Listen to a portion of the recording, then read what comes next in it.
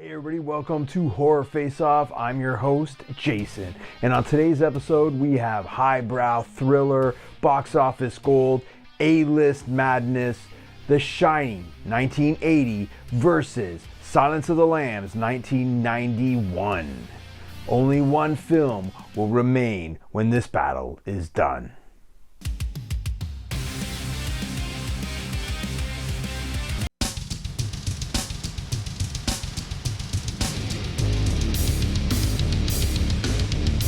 Your panelist for today, filmmaker Jacob.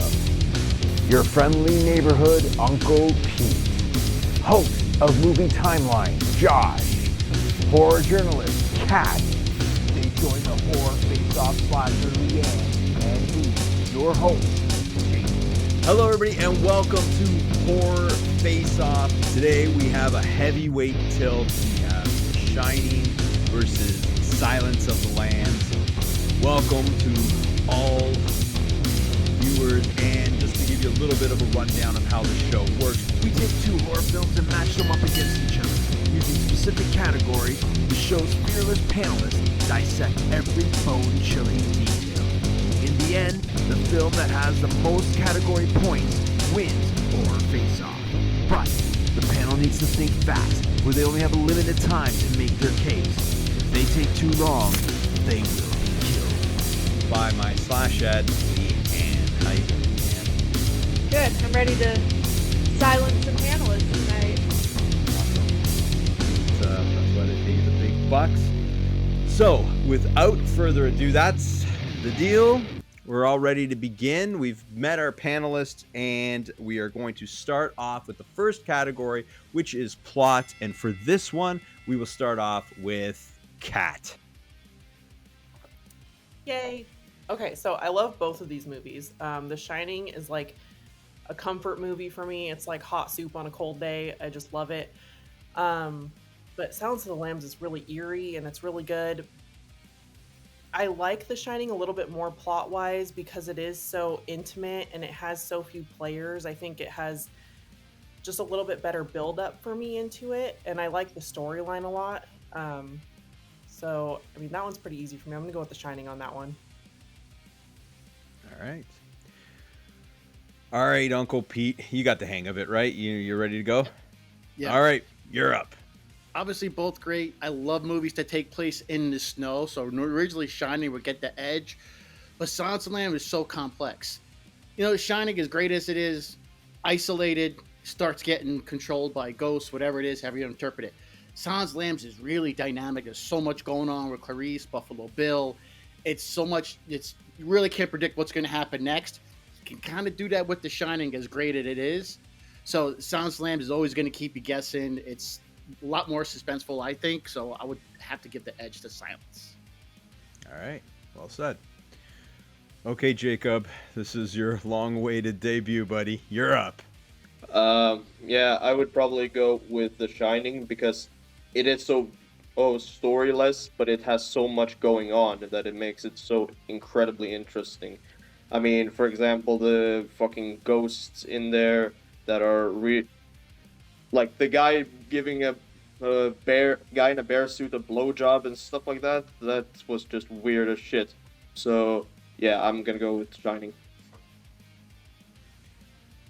Wow, the BJ Bear came in the third rant. That was record time. All right, so Josh, you got the hang of it, I'm sure, right? You're up. Oh, absolutely. This one's an easy one for me. This is pretty much going to be Silence of the Lambs all day. Both excellent movies, both great, and so many things to appreciate about both of them. And honestly, with The Shining, I could list off every single thing that I love about that movie. But the plot is not the main driving force of that film, whereas the plot is the driving force of Silence of the Lambs. Silence of the Lambs is built around that story and the interweaving of those characters, and it is crucial to that entire film. And I think that if you take away that storyline out of Silence of the Lambs, all right, Woo! I love We're it. still in the night. So Josh is already one of my favorites now. I love it, man. Well spoken and just went to the wire. Didn't care. and took the hit for the team. That's awesome. The rust is all kicked off, and we're off and running. So we're gonna go with setting, and for this one, we're gonna start off with Jacob. I mean, yeah, I would probably go with The Shining on this one because the hotel is far more interesting than any of the settings in Silence of the Lambs, in my opinion. So yeah, I don't have much more to say than that. All right, Kat.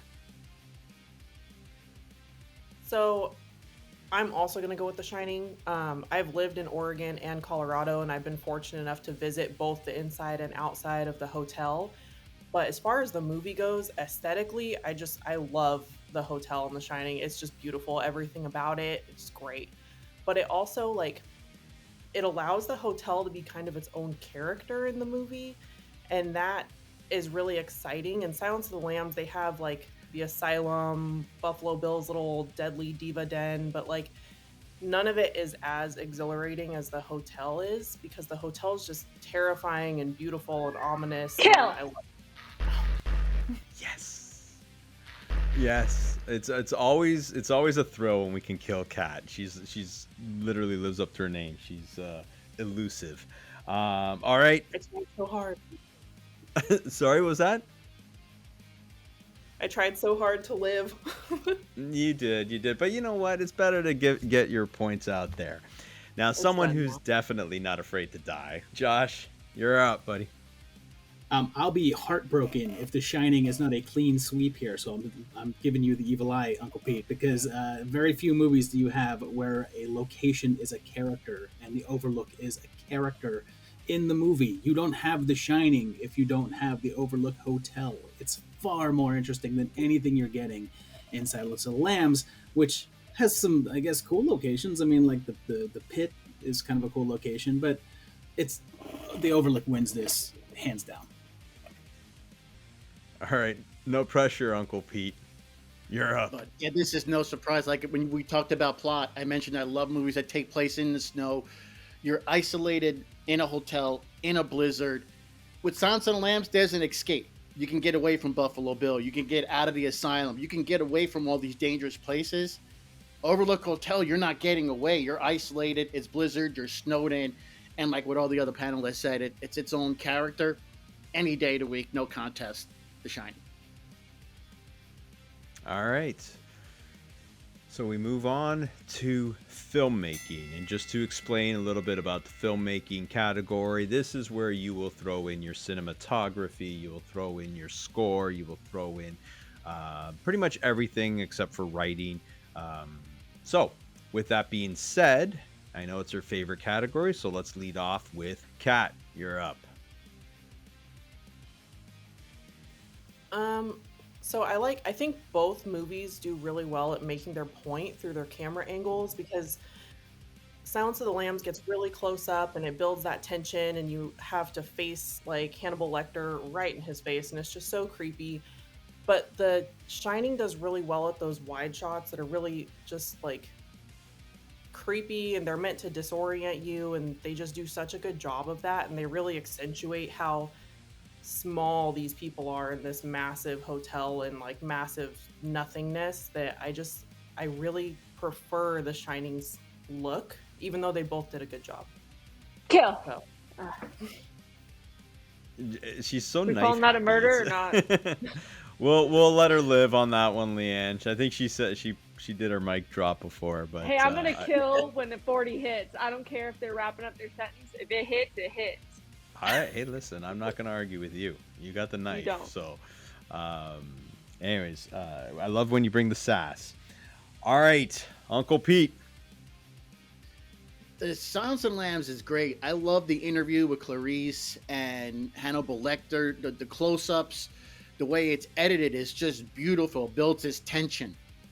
But I have to give the edge to The Shining. It's just that open. As soon as you said, "Oh, the score," immediately in my head, I think at the beginning of the movie, that overhead shot and that score, just those few notes. It's so subtle, but you already feel cold watching that. As soon as that goes in. And it's just all the interesting shots with the invisible hallway and everything. It's it's mind-boggling to know how much he put into that movie with all those shots. It's just like, how does the man's mind work that way? It's just, it's eye-numbing this way. I love that. I was like, at the end, I kind of missed the last couple of things you were saying because, like, I was like, he's getting close. I know he's getting close. But well said. Good, some real good points there for sure. All right, Jacob, you're up, buddy. Yeah, I would probably go with The Shining once again because, I mean, come on, you can't beat Stanley Kubrick. Heck, yeah. I mean, Silence of the Lambs is well done and everything, but it's pretty stereotypical in the way it's shot in comparison. So yeah, The Shining. All right, let's see if someone could stop the bleeding here. Shining's kind of on a roll. All right, Josh, let's end the round.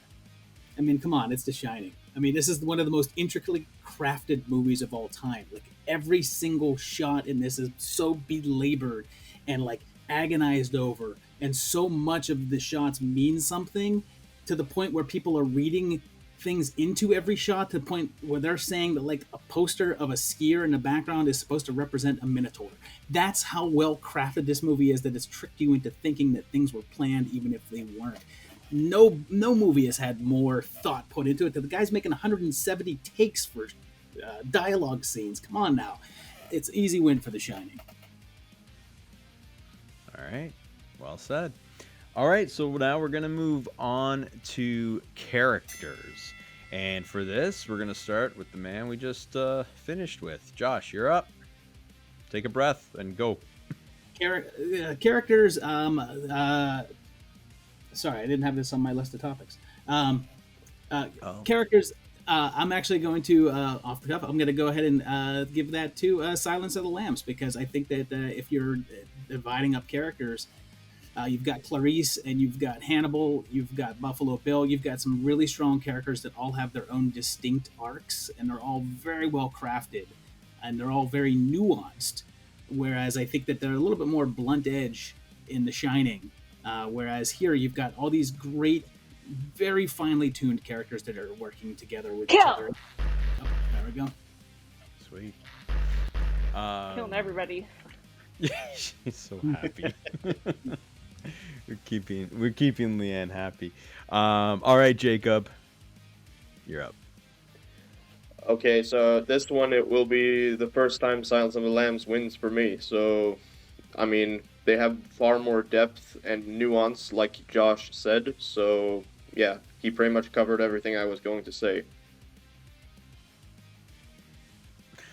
All right, well, not bad, because he did it off the cuff too. So, all right, Uncle Pete, let's have at it. I also got to give it to Silence. I mean, Jack is great, fantastic, but Shelley Duvall rubs me the wrong way. I find her annoying, and whether it's her character or I find her annoying. But sorry, Josh. Yeah, Silence of the Lambs. Everyone's already said it. Hannibal, Clarice, Buffalo Bill. I even like the guards that are guarding Hannibal Lecter. Everyone has all these little nuances, like they said, to the characters. It goes more in depth. You get more character development with those characters than you really do with The Shining. So I got to give it to Silence. Okay, Kat, you're bringing up the end of the round. All right. I'm also going to give it to Silence of the Lambs, just because The Shining, I mean, they did such a good job at making the hotel a character that I feel like the other characters kind of fell a little flat. There's not much to them. I agree with Mia. Jack could have started off way more sane and like warm and inviting than he did. So there wasn't really a descent. It was kind of just leveling out into who his character already was. Whereas Silence of the Lambs, every character is so well-rounded. They're all interesting. I would watch a movie about each individual character within that movie and just thoroughly enjoy it. I'm invested in all of them. Kill! Catherine... This is the best show ever. Okay, great job. All right, so we're moving on to the next category, and this is a special category because it's not in every show, but it is in this show. We are going to focus on the writing. So for this one, we are going to throw to Jacob. Yeah, I would say Silence of the Lambs. Like I said, with the characters, there's a bit more depth to it and all. Well, whereas with the writing for The Shining, it's kind of it's not. There's not a whole lot that seems planned with it. Really, some of this stuff comes off as very random and stuff like that. So yeah, Silence of the Lambs. All right, Kat. This one's kind of hard because if I was comparing novels, my answer would be different. But because I'm comparing movies, I'm gonna give it to Silence of the Lambs just because there's so much going on with all the different dynamics and all the different storylines. It feels more complex, but it's also not difficult to follow as a viewer. And I think The Shining, I watched it as a kid, but it didn't really draw me in until I was older and I could like piece everything together and kind of understand it a little bit better. Whereas I never had to do that for Silence of the Lambs. I always just thoroughly enjoyed it as a viewer. So I'm gonna give it to that one. All right, we move on to Josh. I feel like I want to pad my answer out though. I want Leighanne to be happy, so I'm gonna take a little bit extra time. Thank But yeah, you. definitely, this is Silence of the Lambs. Again, it's like I said in terms of plot. This movie without the story, without the script, it's it's still a great movie. But the writing is what makes this movie so special. Silence with The Shining, if you're talking about the book, yeah, maybe another story, but the movie itself doesn't have the clearest and most well-defined writing. Silence of the Lambs, absolutely a complete writer's movie. I'm taking extra time. I'm trying to hit that 40 seconds. How much more do I have to go? Where am I at here? But yes, it's clearly a writer's movie. There we go. There Okay, we go. we've never had a suicidal person on this show. I'm just running into that knife. You're my favorite now. That's awesome. All right, so Uncle Pete, do you have the balls to go against the grain in this category? We'll find out, or if you agree with them. I'm going with my heart. I also gotta go Silence. A lot has already been said. Like with The Shining, the pacing kind of gets a little sloggy sometimes. Like, okay, let's move on. But with Silence of the Lambs, they're doing the investigation. They're doing autopsies. They're interviewing Lecter. They're looking for Buffalo Bill. You get all these different, like, you're at Buffalo Bill's place, you're in the asylum, you're in the police station, and everything is so interconnected really well. It's like reading a Lincoln Rhyme novel or something that you're investigating with them. You're learning along with them because you're clueless to what's going on, and you're learning along with Clarice and everybody else. It's well thought out and executed so very well. So yeah, Silence of the Lambs all day. All right, wow. Mic drop on that one. All right, so we're going to go to Scare Factor. And for this one, we are going to start off with Josh. Man, this is a tough one because I mean, neither one of these movies is like, I think, overtly scary in terms of like tense. But I mean, I think that in terms of like just sheer tension, I'm gonna give that edge to The Shining because The Shining has that weird psychological, disturbing aspect to it, and you have those little weird things of just like, what did I just see? Like, of course, the Bear Man blowjob, and those are the things that are off-putting and unsettling, and those are the things that kind of stick with you a little bit afterwards. And Silence of the Lambs, also unsettling at times, but I don't think I've ever been.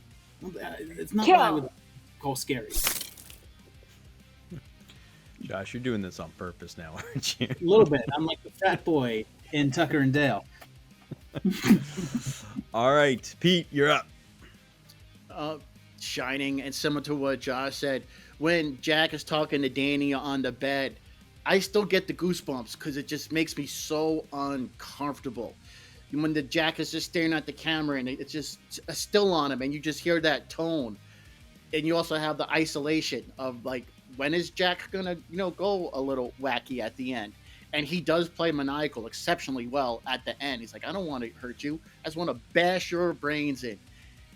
I was never really scared with Silence of the Lambs, either when Hannibal was killing the guards. You get scared and unsettled watching The Shining. Jack and Danny, their interaction, you don't know what happened. Nice. All right, Jacob, go for it. Well, they pretty much said everything I was going to say. I mean, The Shining is just so random that it's creepy. That everything from the old lady to the bear suit guy to all the ghosts and all that, and the picture at the end where Jack is in it. It's so yeah, The Shining. All right. Cat, you're up. This one, I'm also going to go with The Shining just because that supernatural slash isolation factor is a lot more creepy to me than Silence of the Lambs feels a little bit like I'm watching true crime, and I just don't find that as terrifying. So The Shining is just creepy enough to win this one for me. All right. This one's going to be interesting. We go to antagonist, and just so I don't have to hear Jacob say, well, they took my answers. Let's start with Jacob.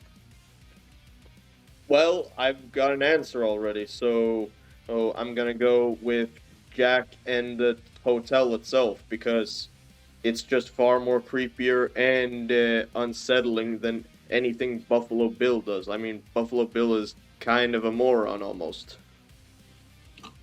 So yeah, The Shining. Got it. All right, Kat, you're up. I love both these movies because they have like multiple antagonists, including like the hotel and Jack himself.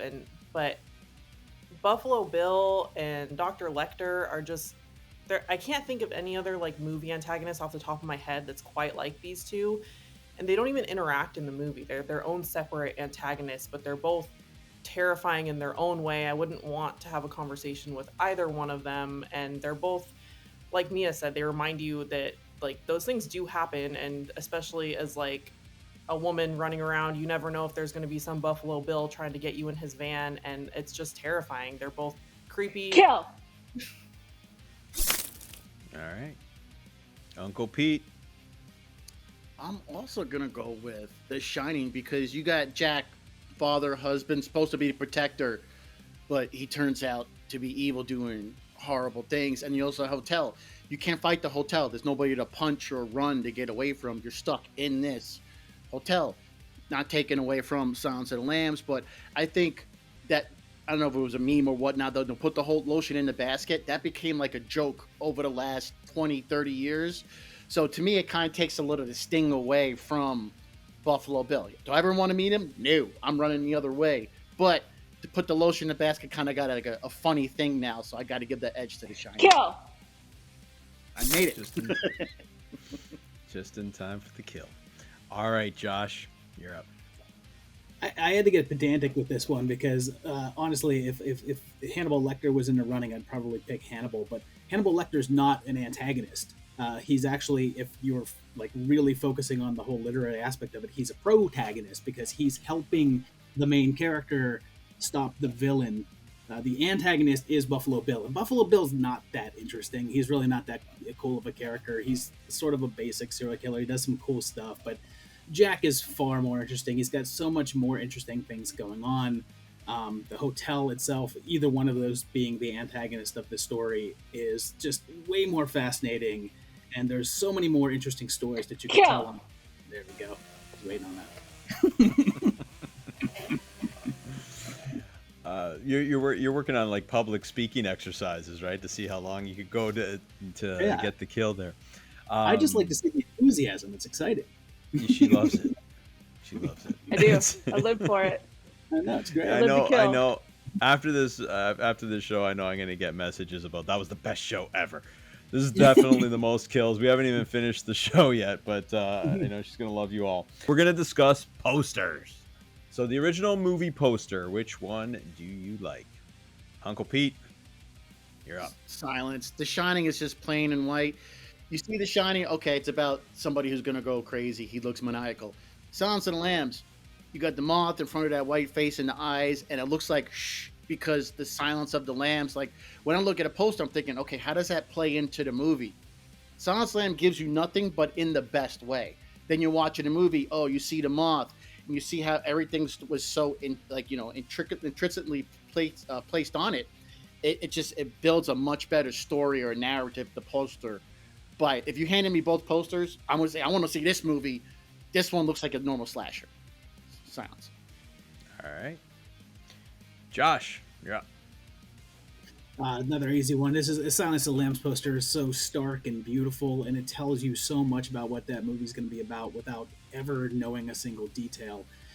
The way that the moth is covering her mouth, in tying with the whole Silence of the Lambs aspect, it's just such a creative and interesting poster. Whereas The Shining is, you look at that poster and say, what is this about, or what is a character, or what does this have to do with anything? Even after you've seen the movie, it's kind of hard to say that's what this poster was referring to in the movie. It's way too obscure and way too vague, and I don't Kill. really have. There we go. I'd say I don't really have enough to say about this. All right, I was gonna say you did hear the rules. You don't have to take the 40 seconds, but it's all good. It's all good. More fun. I'm, All right, I'm here Kat. for it. We're Yeah, horror fans. I know. I'm just making sure. All right, Kat, you're up. I'm also going to go with Silence of the Lambs because I knew that movie by the poster before I ever saw the movie, because I always just thought it was so beautiful and like just so interesting. I loved the moth on there. I didn't know how technical it was actually until just now from Mia. So that just makes it even more of a win for me. Whereas The Shining, meh, not great, not terrible, but Silence of the Lambs is just, it's beautiful to look at. We learn on this show. All right, Jacob. Did everybody take your answers?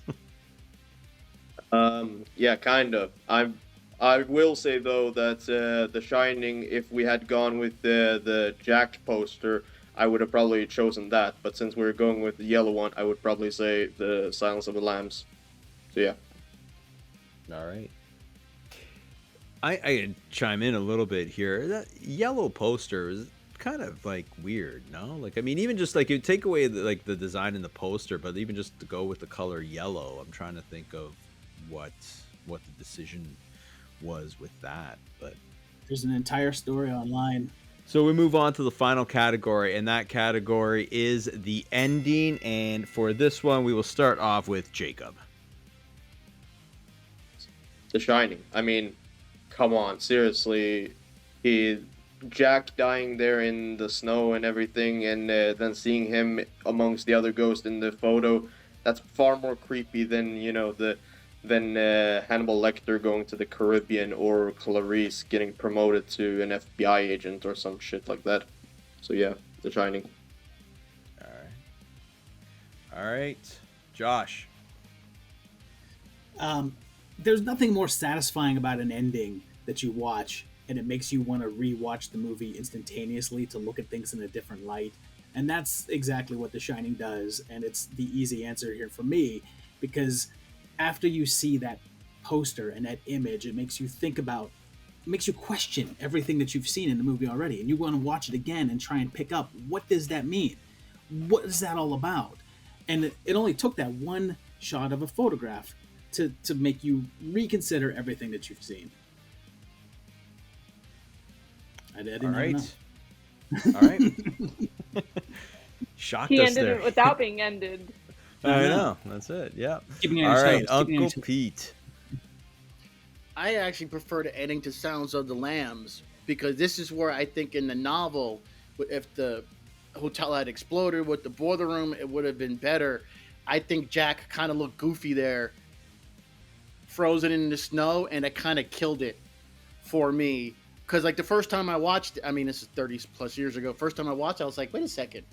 I had to go rewind it like a minute to see that, oh, he froze to death. Okay, because I just totally missed it. Because I was waiting for the big explosion. But Silence, Clarice gets promoted, Hannibal escapes, and it's just like, oh crap, how long is he going to be out there? That gets me thinking. All right. So we're ending the show with you, Kat. You're up.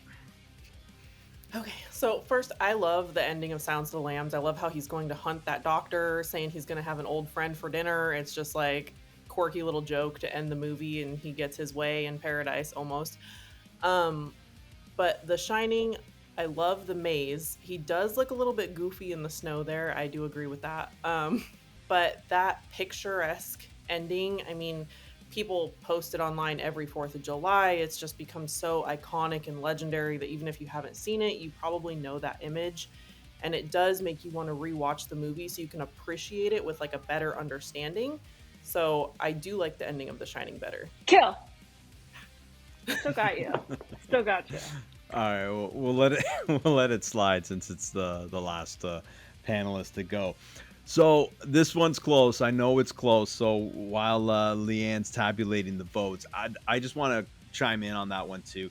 That last shot of Jack pisses me off. That the frozen picture or not the picture, the frozen shot. It really drives me nuts. And not even just how goofy it looks in context with the film, but like it's just that filmmaker mentality that I have where, like, you know, when he kind of collapses, he's right by the bushes, and then when that shot is there, like he's like at least a couple of meters from the bush, and that I don't know, it just drives me nuts. But anyways, they made up for it, I guess, with the close up on the pitcher. So that's the battle between Silence of the Lambs and The Shining. Leanne, do we have the winner? We do. Fun fact though, when I was 6, I had some random obsession with Silence of the Lambs, and I used to ask my mom to watch the movie Quiet Sheep, and she was like, "What are you talking about?" But it was Silence of the Lambs. So I don't know why I liked that at 6 or who showed me that at 6, but I did. We do have one final guy, and that's Jacob. You did not die at all tonight, so. Yeah, because I was too smart. We like death on this show. We- But congrats We're to here for both. death. But I will say, congratulations to Kat, because you were the tiebreaker, because this was a very, very close show. But The Shining took it by 1 point. Oh, wow. Heck yeah. I thought That's pretty Silence had cool. it for a minute. Oh yeah. There we go. The Shining wins, and The Shining moves to 2-0 on Horror Face Off. That's awesome. Great job, panelists. Great job, Leanne. So that wraps up this episode of Horror Face Off. Leanne, thank you for working. We worked ya. So you better rest It up was for fun. the next show. You had fun, I could tell. Thank you to our panelists for joining us. You guys did a great job. Really, really appreciate it. Basically, I just want to say, you know, check out the Horror Face Off Instagram page for some fun bonuses, and join us on the next episode of Horror Face Off, where it will be Hellraiser versus Candyman. Until then, take care. We'll see you soon.